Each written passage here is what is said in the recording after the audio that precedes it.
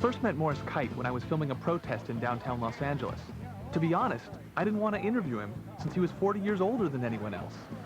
But I sensed that he wanted to be interviewed, and who was I to stop him? I've lived a long time. I'm 79 this month, and I've counseled many people. I've had direct personal experiences with many people. I've befriended many people, and yes, I've had an enormous number of sex partners.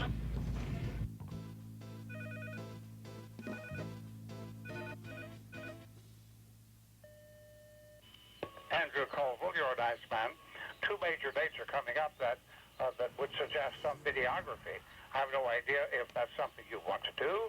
Let's just talk about it, and I'll offer them to you, and you'll decide yes or no. Take no offense if you say no, and we'll rejoice if you say yes.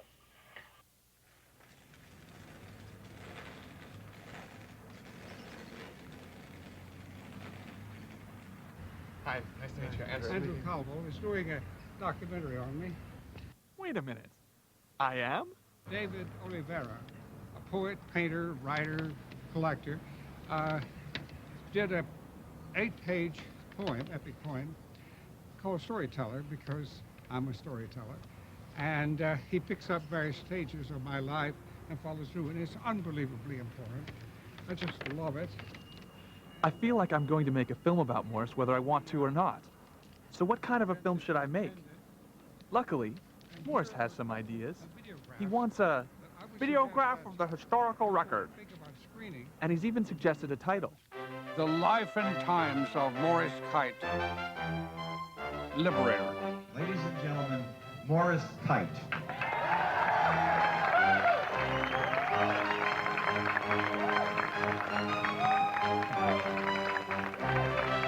The Reagan administration has done nothing to lift the oppression of black South Africans, and it's a national disgrace. In the gay and lesbian community, Morris has started so many organizations. We sometimes joke that he probably invented sex and chocolate, disco music, and almost everything else. What was the happiest moment of your life? Marching down Hollywood Boulevard, Sunday, 28 June, 1970, at the head of Christie Street West. So that was the happiest moment of your life? Absolutely. I had 8 death threats on the day of the parade, including a man who called me saying, "Would it be okay to kill you today?" I said, "Not today. I just can't deal with it. You'll have to call me Monday, maybe Tuesday, or maybe Wednesday." And ta-ta, and off I went. I think he has many legacies that he's leaving this community. He and 3 other people founded the center, which has now gone on to be an absolutely world-class institution. The village is many things: auditoria, exhibit space, acting space, a computer study room. It's a place to hang out and to be and to chat and take a bits and to nosh. I think it's just wonderful, and I'm terribly proud of it. The McCadden Place collection that he single-handedly started and maintained is really so significant. It's very eclectic. It includes works of art, posters, political sloganeering, and the one item that I really find the most amusing, of course, involves a story of how he marched into Barney's Beanery. Hi, this is Pat Rocco, and we're here for Bizarre Productions news service in front of one of the oldest establishments here in Hollywood. It's a restaurant, and it's called Barney's Beanery. Now, there is a particular protest going on this evening that I think you'll find quite interesting. From what I understand, Barney's Beanery has had a sign inside its bar that says, "Faggots, stay out." In January and February of 1970, we went to Barney's Beanery, picketed, boycotted, and did a whole variety of nonviolent things, and demanded a return of the sign. Excuse me, sir. Could I call you over for just a minute? Could you give me your name, please? I'm Morris Kight. And here, our cameras are over here, so we get a good look at All you. right. You tell us a little bit about what your participation is this evening. Well, I founded the Gay Liberation Front in Los Angeles because I thought that it was time for one. And my position here tonight is just to be along, to march with my associates, to complain about this particular injustice, and that's why I'm here.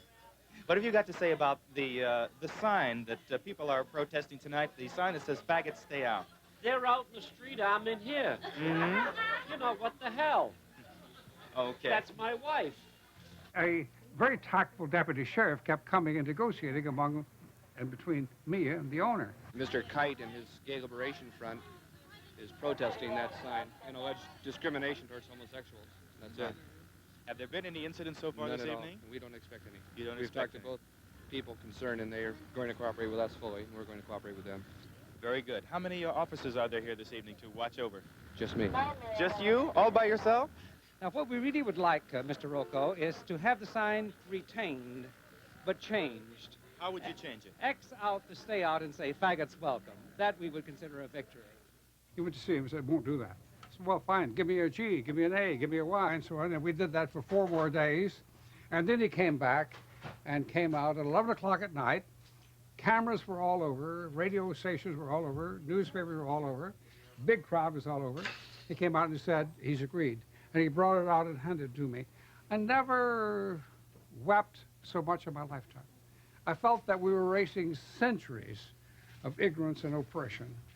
I feel great parenthood of it. I feel that it's my child, that I rescued it. Oh, I had a support team. You know, I couldn't possibly have done it alone. But, you know, it's very special in my life. There's a handful of loyal brothers and sisters here who love one another. And the truth of the matter is that liberation has worked, and gay people no longer need this kind of affirmation. And they're out being liberated. I think that's groovy. Tell me about who got the idea for the gay and how did It was my idea. I love outdoors things. I love parks. The last time we held a gay in here, there were enough police here to have quelled a major riot. Kissing booth was right over here. People came and loved being kissed. It bothered the police horribly that we were kissing in public. We did it for that reason. We did it because, one, it was pleasurable, and secondly, we made a statement. I was kind of hoping that you would have taken the golf course over, too, for the gay end. But, well... A gay golf end, maybe. You know, I don't think I know any gay golfers. There must be, but I just don't know them. There's no... I don't know them. I don't know any gay person who plays golf. Really? Why do you think that is? I don't know. I don't know. I guess it's, you know, that's a very good question. I'll ask around.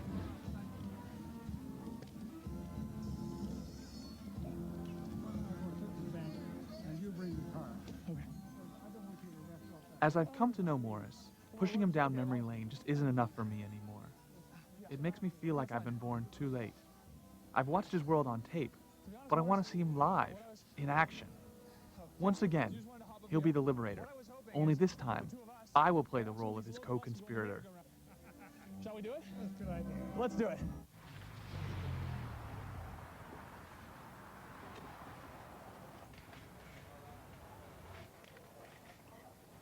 How you doing? Morris Kight. How you doing, Morris? Pleasure to meet you. 29 years ago to rescue this sign. Okay. I can't let you guys film here. You guys have to opt our property, okay? Oh, it's not your property. I know, but I'm the manager here, and the owner just told me to have you guys leave. Okay? Wait. You're gonna go on the other side. That's no problem. You don't own the sidewalk. The First Well, Amendment of the Constitution okay, of the good. United States provides. We'll let the sheriff deal with it when he gets Well, here. fine. Okay? Call the sheriff. Just call the sheriff. They were here I already 29 did. years ago. Okay, fine. And they policed the matter. Beautiful. That's great. Call. That's great. I already did. Oh my God! And you have that sign? That's it. How did you get the sign? That Through sign great is effort. famous. 3 weeks of nonviolent picketing. Excellent, excellent. It's such a pleasure to meet you. That's Thank you. great. On the night of the protest, or the nights of the protest, what do you think your favorite sign that the protesters made was? Queens have a right to beans. You know, this place fancies itself as a server of chili and beans. Queens have a right to beans. Queens have a right to beans. And we would chant that over and over and over. Excuse me. I was wondering, you're a passerby. I was wondering if you know the history of today. I know this sign, and I think it's very degrading and stupid. And I read an article like 3 months ago and I will never, ever patronize this place at all. So, Are you familiar with the Liberator of the sign? no, I think I'm Morris Kight. business. This is Mr. Morris Kight, actually, who Hello, sir. liberated Thank you the very sign much in for your 1970. support. You ought to say the sheriff do their duty. Get those fags off our sidewalk. We want law and order in West Hollywood. We want a homophobic America. Demand it, Ben. Demand it. Hi, officer. Hi. We're here, we're actually commemorating the 29th anniversary of the sign here. What sign? Of this sign right here at Barney's Beanery, the liberation of the sign. I was wondering if you had any comment upon that. None at all. And I'm going to ask you if you don't have a permit to take it back inside. Okay. The sidewalk doesn't belong to him. It belongs to the people. The Constitution of the United States, the First Amendment, says that we have a right to be here. They don't have to apply for this. Well, they do, sir. No, You they have don't. to- No, they don't. Whenever you film the First this- Amendment gives Well, I'm not going to argue with you about the gives First citizens Amendment. a chance, gives citizens an opportunity to publicly assemble to address grievances. Andrew, you had fun and you worked very hard. But did I succeed in looking like Pat Yes, you Rocco? did. You did. You did. Pretty good.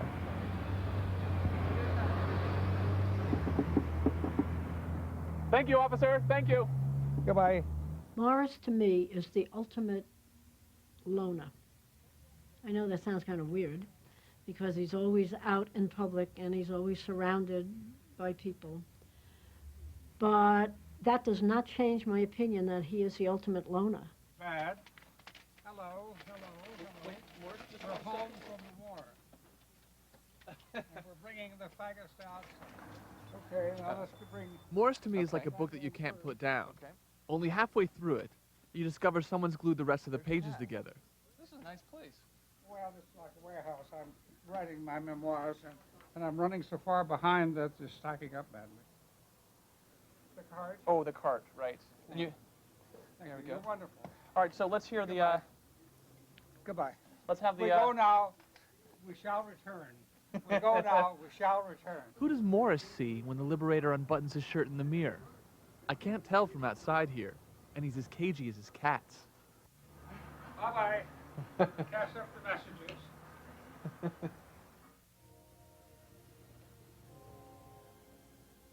I discover that Morris tends to express his emotions through rituals. He mourns Matthew Shepard, a young gay man killed in a hate crime in Wyoming.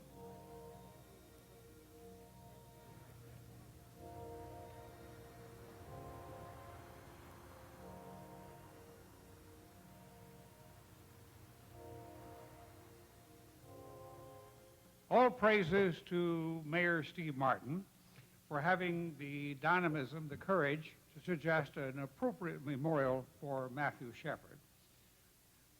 Matthew Shepard was a model of the modern, evolved gay man. He was urbane and civilized. He was cultured and had great visions of serving the people. He was beaten beaten over the head with a .357 Magnum and tied up out on a post out at an abandoned ranch in the country. And there, the only clear spot on his face from the blood was the tears. As he wept, a little bit of blood went away from his face. And it's just simply almost unbearable. Morris takes me to a small park in West Hollywood. He proposes that a memorial to Matthew Shepard be planted there, so that his memory will be forever green. I feel that one of the reasons that you also feel strongly about this is because him being sort of a urbane, say, sophisticated fellow in a rural place is you see yourself, you see some of yourself at a younger age in him. You're really learning a lot about me, Andrew. You're really learning. I couldn't agree more. I was an early Matthew Shepard, except that I wasn't killed. Though I had attacks on me, I mean, horrible, violent attacks, but I survived, and he didn't. So yes, I need to memorialize him. Part of it is me, yeah. Well, Morris decided some time back that he wanted to plant trees in memory of individuals who had been colleagues and cohorts in the movement when they had passed away from AIDS. It was always very touching to go through the ritual of the tree planting in the backyard at McCadden Place. It's as if all of our dear friends are trees in our memory. It's sad because Morris no longer lives there. Isn't it gorgeous? It's beautiful. Show me another one. And let me show you. This one's very painful. This is a memorial to Steve Berman, who was the light of my life. I'm sorry, who was he? Steve Berman. Who was he? A companion of mine. We came together in 1968 and were companions until he died in 1983 of an aneurysm of the brain. And he worked in this bedroom, in this dining room right here. And so I planted it here just to memorialize him. And I came and started under it. There used to be a great garden here, roses, and, you know, it's changed.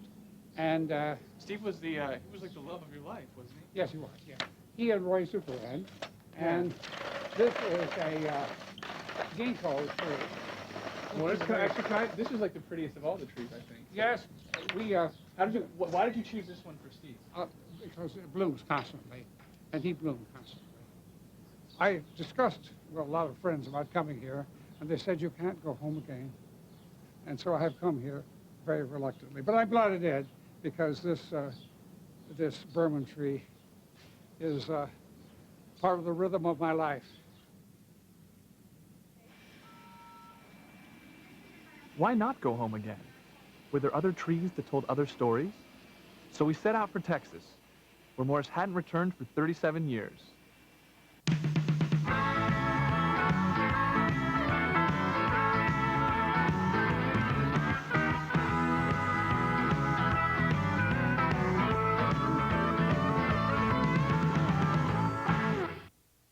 Ready for you. I'm ready for my close-up now, Mr. DeBelle. Where's the camera? I think you know where the camera is. Now we're at the beginning of the beginning. This is nice. Right here. It was right here. Right here. Park here. And tell me what happened right here. A classmate at Hassey School, 13-year-old. I was 13-year-old. I had a car. You had a car when you were 13? Yeah. I was precocious. Had a car, a four-door sedan, and we came down here and made love and had satisfying a mutual sexual experience. Tell me about him. Like, what did he look like? Oh, he was a good-looking guy, had a marvelous smile, lovely teeth, just a very pleasant personality, just a hell of a nice guy. Mm-hmm. Who made the first move? I think it was mutual. Are you generally one who makes the first move, or? Well, yeah, usually. I'm an aggressive person, am I not? So this is the place? Yes. And they planted a tree here in honor of that? No, the tree was here. The tree was here when we came here.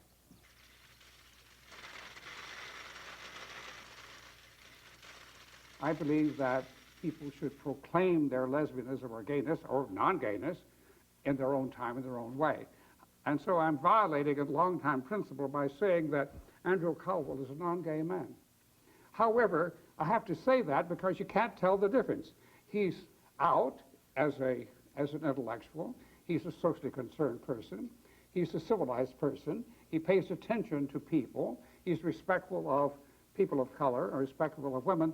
All the characteristics I've always attributed to gay men. And so I'm just delighted that you're here. I think I know now why I enjoy filming Morris. He's the gay grandfather I never had.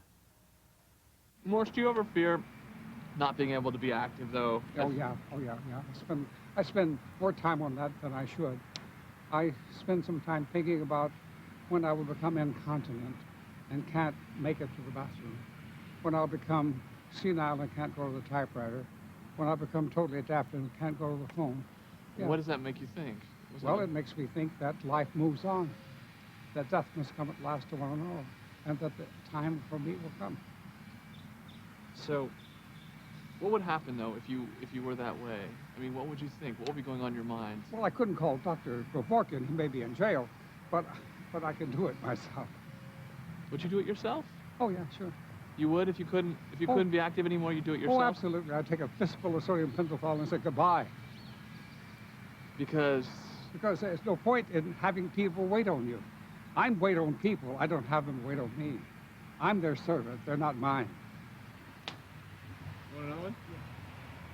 So you hope at your end that you'll just give out one day. You'll be on the walker at a protest the next day. My mother in 1963 was on the phone battling with somebody over real estate. She was buying a piece of property. It was her act to get them kind of hooked and then to start accusing her of defrauding her in order to get it cheaper. And she said, "You monster, you're overcharging me." She had a heart attack and dropped out of the bed, out and died. I think that would be a wonderful way to go, wouldn't it? Wouldn't that be great? Fighting with somebody for justice or liberation or food or clothing or housing, and to drop dead. What a hell of a way to go. That's the way you want to go? Absolutely. Okay. Well, good luck. I'm not sure if I hope I'm there or not. I hope you're not. Okay. You're too dear to me. Oh, well, that's good. Thank you. Let's go to the frog. I have a frog story.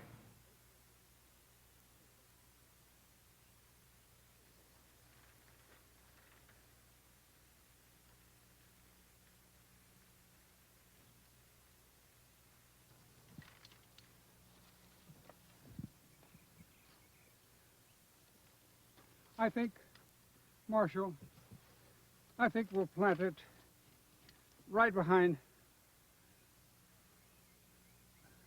I think we'll plant it right over there.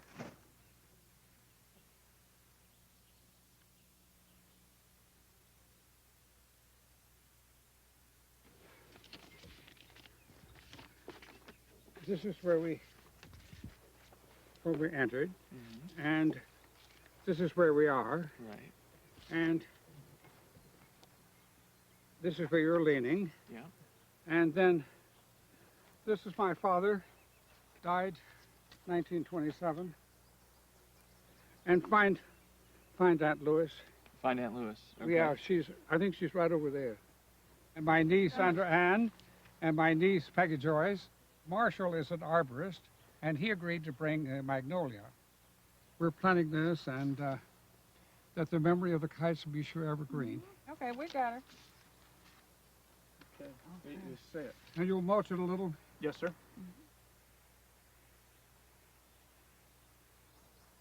It's a hardwood tree. It's a long-lived tree. When Trenton's children's children have children, it should be blooming forever. Let's hope it lives. Long may it live, and I was proud to be able to help you. Thank you, sir. I intend to be cremated and have my remains placed in Los Angeles, where my life has been for 42 years. My roots are here, but my life is there. Long as I'm able, that tree will be fine, I promise. You're a nice man. Thank you very much. You're a nice man. Thank you. Bye-bye, y'all. Bye-bye. Good to meet you.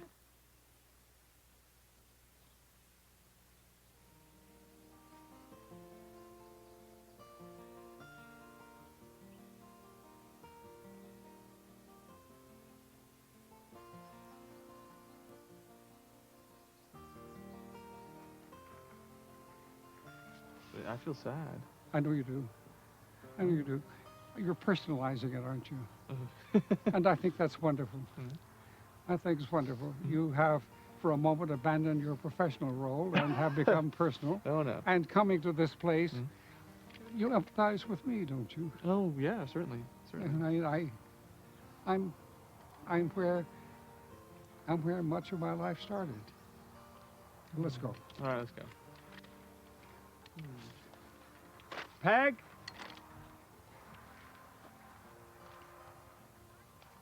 Peg? After we left Texas, Morris told me that the magnolia he planted was actually a memorial to himself, something that he hoped would survive him. And to be honest, This film has become a memorial to Morris. It's my version of planting a tree for him. When I showed the film to Morris, he liked it, but he thought it needed a little watering. I have the fantasy that this can lead to a 90-minute film. You have more material on me than anyone else in the world. Make it into a 90-minute film. And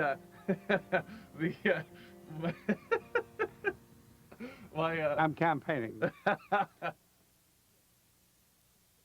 So Morris, when you hear sirens, do you ever get a sense that like they're coming for you? No, I don't, because I'm not even slightly paranoid. I've been spied on by the FBI, the CIA, all the military intelligence agencies. My FBI file is like this, and I just never get paranoid, because I know they're watching me, and so what?